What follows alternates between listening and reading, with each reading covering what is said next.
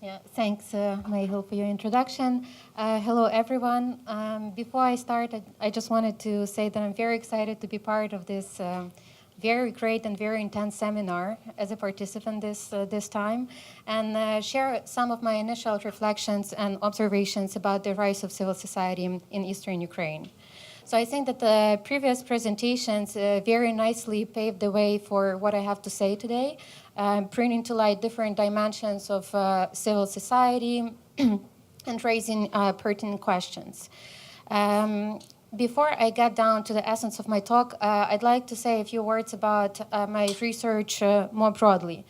So what I will be speaking about is a small part of my PhD project where I explore the effects of war in Donbass on civic engagement in central, eastern, and southern Ukraine. I based my analysis of 90 interviews I conducted over the span of 5 months, so May to September 2015. I talked mostly with volunteers, but also internally displaced persons and local residents in 3 cities, Kharkiv, Odessa, and Dnipropetrovsk. The fieldwork was designed to gather information about the formation of voluntary networks, the social and occupational composition of volunteers, and I also wanted to learn about the changes in national or cultural identification to see how active engagement to address this new traumatic reality in Ukraine informed or gets informed by a new understanding of this national identification. So I focus on so-called backstage volunteers, so not the ones who are fighting in voluntary battalions, but those who stayed behind. Broadly speaking, there are 3 main clusters that emerged as a result of the outbreak of violence in Donbass. The first one being those who help out the army and voluntary battalions. The second one is those who help out the injured at the hospitals. And the third one is volunteers who help out internally displaced persons. So each cluster of volunteers filled in a different niche or space created by the state incapacity to fully carry out the cost of the warfare. So I tried to stratify the sampling of interviews to cover this diversity of volunteering tasks and engagements. So right now I'd like to focus on 2 points. And first I want to talk about the factors that enable the organizational success of the voluntary movement in these regions that were previously seen as pervasively passive with low capability for mobilization. And second, I want to outline the tendencies in the evolution of the voluntary movement over the last year. So Rosaria mentioned about the glass ceiling faced by civil society, so I want to elaborate on that a little bit more. So on the first point, the organizational success. My findings suggest that there are 3 things that are of specific importance here. The first one being Euromaidan protests, both at the national and local levels. The next one is the social nexus of volunteering. And the third one is the occupational composition of volunteers. I'll briefly talk about each point. So Euromaidan. The networks that emerged during Maidan in Kiev and local Maidans in the 3 cities were really crucial because they provided a venue for like-minded people to interact, bond, and create ties that would later underpin the formation of voluntary networks. For example, regional and social bridging that occurred in Samooborona or self-defense units during Maidan shaped the contours of some voluntary networks. When the events shifted from Kiev to eastern Ukraine, many people from the self-defense units would go and fight, would join the voluntary battalions, but some of them would stay behind and provide much needed supplies like clothing and food and equipment. A number of other networks also emerged during Maidan, such as the psychological crisis service, that would later reorient their activities to address the needs generated by war and violence. In January and February, when events shifted away from Kiev to eastern Ukraine, local Maidans in these cities became very important because, again, it was a venue for people to interact and create ties, but also because protesters at these local Maidans, especially in Kharkiv, were regularly beaten and attacked by Titushke, and in a way it strengthened their commitment to stay engaged and gave them the sense that there is no way back, that they cannot just step away and go back to life as it was before. But of course, the voluntary movement is not simply a continuation of the Euromaidan protests. New people joined in high numbers for various reasons at different times. And here I find that social networks of those impacted by war became the basis for this new wave of civic mobilization. So likely joiners were the ones who had someone directly impacted by war, someone who got conscripted, or someone who suddenly became internally displaced. In their close or extended social circle. One of my interviewees compared civic mobilization with multi-level marketing, and I thought that it's a very good way to actually describe it. When people relied on the bring your friend in principle to collect funds and find much needed supplies. So that's what one of my interviewees said. If you know a pharmacist who can help with purchasing medicine at a discounted rate, or if you know an entrepreneur who can find good deals on shoes or clothing, you ask them for help. And I thought that this rootedness of voluntary networks in private ties deserves attention for two reasons. First, it suggests that the vibrant private sphere considerably strengthened the voluntary movement, injecting civic concerns into private ties.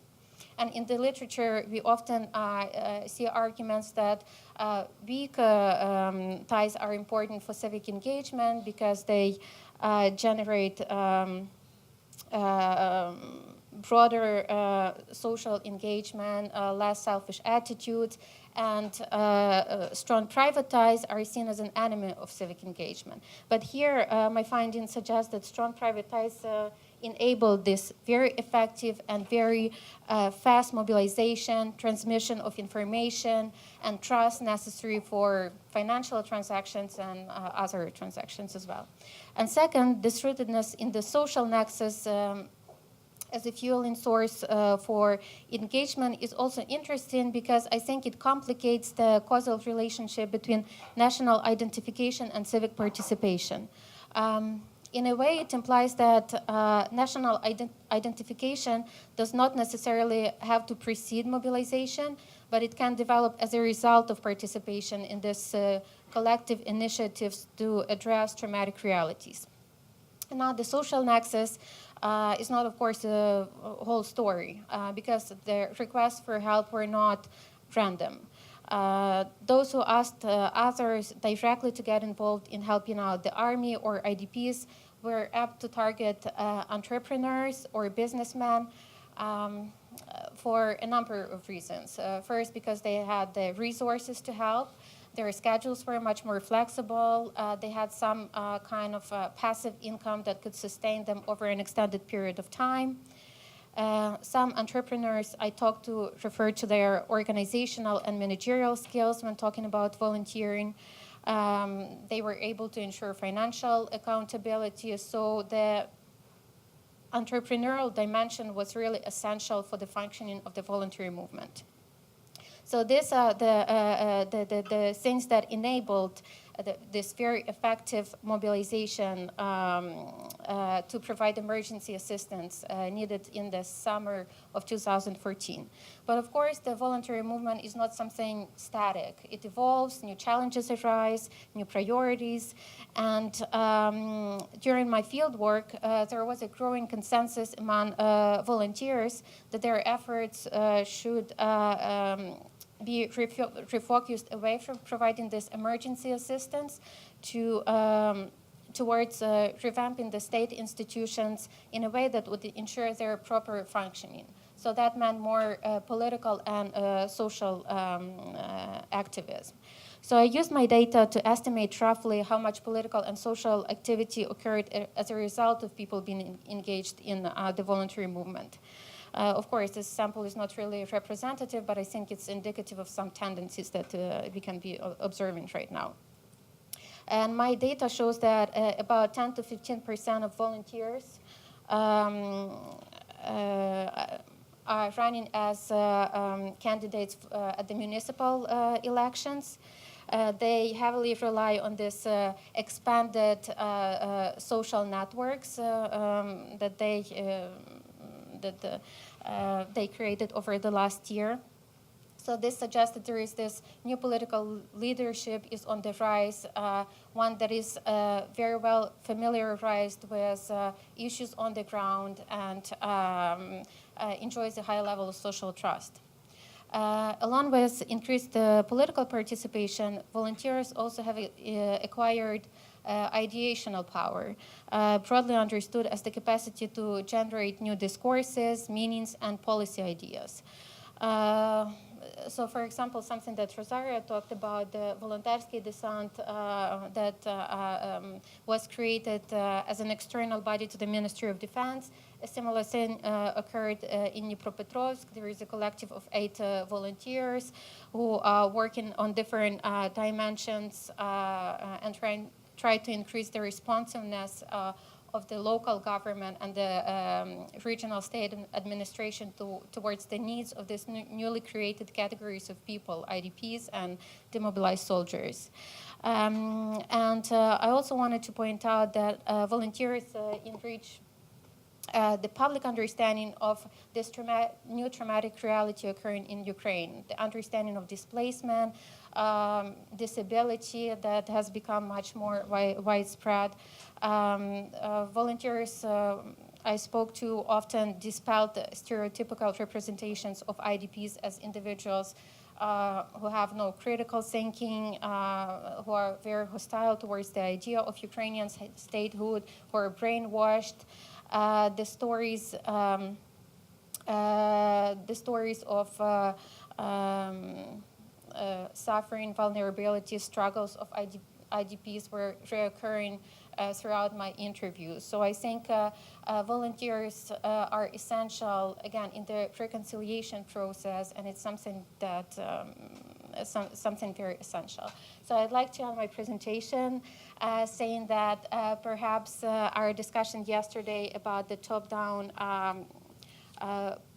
model of change